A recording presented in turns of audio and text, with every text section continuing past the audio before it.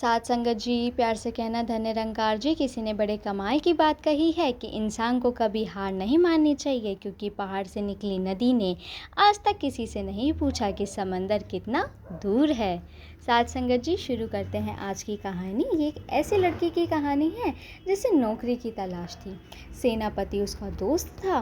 वो चाहता था कि राजा के यहाँ पर कोई नौकरी मिल जाए। सेनापति के पास में हिम्मत करके पहुँचा। पहले तो उसको लग रहा था कि सेनापति से नौकरी मांगना सही नहीं है, लेकिन जब उसे लगा कि कहीं और जॉब नहीं मिल रही, नौकरी नहीं मिल रही, अब उसे दोस्त के पास जाना ही पड़ा। और जा कर के उसने पूछा कि राजा साहब के यहाँ पर कोई नौकरी दिलवा दो। सेनापति ने पूछा कि तुम्हें क्या आता है? तो लड़के ने कहा, सब कुछ थोड़ा थोड़ा आता है, कुछ खास मुझे आता नहीं। उस सेनापति ने कहा कि फिर तुम्हें ये नौकरी कैसे मिलेगी? चलो ठीक है, राजा से मिल लेते हैं। राजा साहब के पास गए। राजा ने भी वही सवाल किया कि तुम्हें क्या आता है, तुम्हारे अंदर कौन सी स्किल है? उस लड़के ने कहा कि ऐसी कोई ख़ास स्किल नहीं है मेरे पास, लेकिन मुझे सब कुछ थोड़ा थोड़ा आता है, मैं मैनेज कर लेता हूँ। कभी कोई काम अटकने लगता है तो राजा ने कहा ठीक है, रख लेते हैं।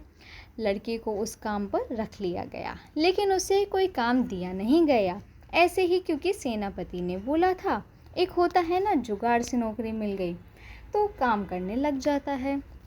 थोड़ा बहुत कामकाज महल में कुछ होता था तो वो कर देता था, वरना उसे कोई खास काम नहीं दिया जाता था। एक बार राजा को लगा कि इस लड़के को उस गांव में भेजते हैं जहाँ से हमारा पैसा बकाया है, थोड़ा तो काम में लेते हैं। उसे बुलवाया गया और कहा गया कि सुनो, घोड़ा तैयार है तुम्हारे लिए, तुम निकल जाओ। घोड़े पर बैठ कर के एक गांव है दूर पहाड़ के नीचे, वहाँ जाना है और उन गांव वालों के पास में हमारा पैसा बकाया है। उन्होंने हमसे लोन लिया था, लेकिन आज तक चुकाया नहीं है। तुम ये कागजात लेकर के जाओ और उनसे सारा पैसा लेकर के आओ। बस इतना सा काम करना है तुम्हें। आज तक वैसे भी मैंने कोई काम, कोई टास्क नहीं दिया। लड़के ने कहा ठीक है, मैं वहाँ जा रहा हूँ, लेकिन एक बात बताइए, यात्रा से जब मैं लौटूँ तो आपके लिए क्या लेकर के आऊँ? राजा ने कहा, तुम मेरे लिए क्या लेकर के आओगे? ये राजमहल घूम लो एक बार। जो तुम्हें लगता है कि कोई चीज़ राजमहल में नहीं है, वो तुम मेरे लिए वहाँ से लेकर के आ जाना। और राजा हंसने लगा। लड़के के दिमाग में बात फिट हो गई कि जो चीज़ राजमहल में नहीं है वो लेकर के आनी है। वो घोड़े पर सवार होकर के निकल गया। पहाड़ से नीचे उतरा तो तलहटी में गांव था। वहां पहुंचा, गांव वालों को लाइन से खड़ा किया गया और कहा कि देखो, राजा साहब ने मुझे भेजा है। उन लोगों को जिनका पैसा बकाया है उनका चुकाने का वक्त आ गया है। वो कागज़ लेकर के पढ़ने लगा कि इसका कितना बकाया है, उसका इतना बकाया है।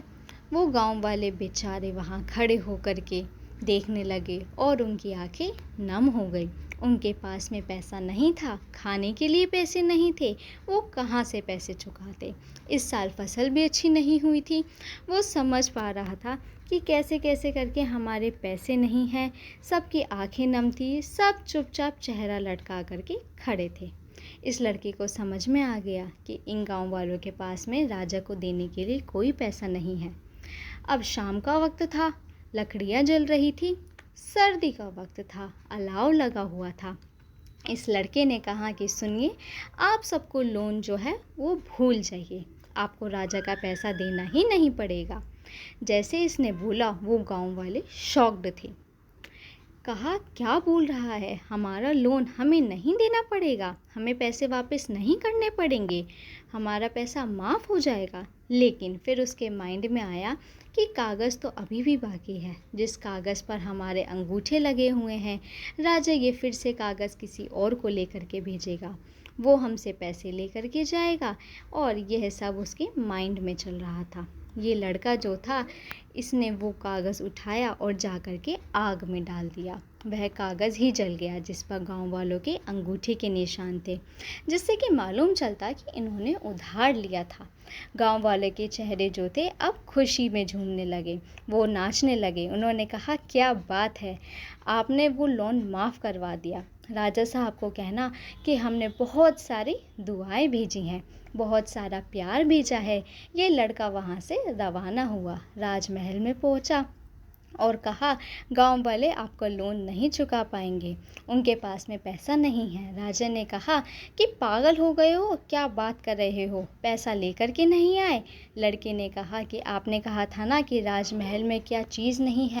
राजा ने पूछा कि क्या नहीं है। उस लड़के ने कहा कि दुआएं नहीं है, प्यार नहीं है, आशीर्वाद नहीं है, बस वही आपके लिए उन गांव वालों का आशीर्वाद लेकर के आया हूँ। राजा समझदार था, कुछ नहीं बोला, चुप रहा। कुछ दिनों के बाद इस राजा पर दूसरे राजाओं ने मिलकर के अटैक किया। इतना भयंकर आक्रमण था कि इसे अपनी जान बचा करके भागना पड़ा। ये लड़का भी साथ में ही था। इसने कहा कि सुनिए, मैं आपको एक जगह पर छुपा सकता हूँ, उस गांव में चलते हैं जो पहाड़ के नीचे तलहटी में, वो गांव वाले आपको बचा लेंगे।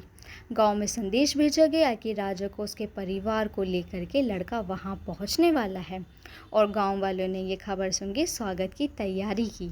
आपको वहां पर रखा सुरक्षित। सारे गांव वालों ने उस राजा की रक्षा की। जब राजा वापस ताकतवर हुआ तो वापस अपने राजमहल गया।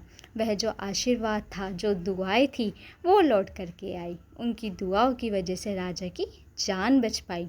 साथ संगत जी, कहानी बहुत छोटी सी है, लेकिन सिर्फ इतना सा कहना है कि अच्छे काम करोगे तो अच्छा आपको साथ होने लगेगा। थोड़ा सा वक्त लग सकता है, लेकिन चीज़ें आपके फेवर में होंगी। तो आपसे बस इतना ही कहना चाहूँगा कि दुआएं कमाते चलिए, प्यार कमाते चलिए, आशीर्वाद कमाते चलिए, क्योंकि आशीर्वाद में बहुत ताकत होती है, बैलेंसिंग में बहुत ताकत होती है। साथ संग आज की कहानी आपको पसंद आई हो तो वीडियो को लाइक और चैनल को सब्सक्राइब ज़रूर कीजिए। धन्य निरंकार जी।